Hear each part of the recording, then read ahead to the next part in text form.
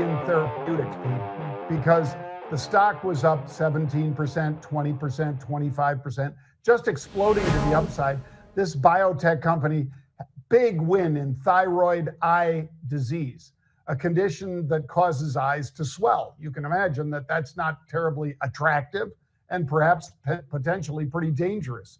Well, these guys, they did a study, and after 15 weeks, 56% of the patients saw an improvement.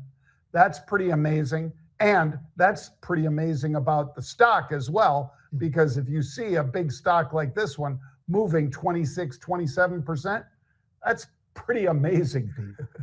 It is amazing. Part of that movement, John, again, we talk about it all the time, but it's just something that has to be said, which is, what is the short interest in this one? Well, it's about 12%.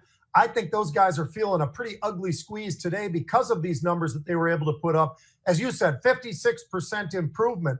And the other thing is, this goes right after Amgen. Now, Amgen's got their own product, and Viridian has done a magnificent job. And basically what they were telling us, John, is the improvement that they were seeing was dramatic versus the placebo in just about everything that they were testing. So when you see something like that and you're going up against the big boys, they don't have a very deep, in this case, Viridian, not very deep in terms of the pipeline, but they are at phase 3, and that is getting closer and closer to getting to exactly where they want to get. And I'll tell you what, they do not have a problem with the balance sheet. That is solid.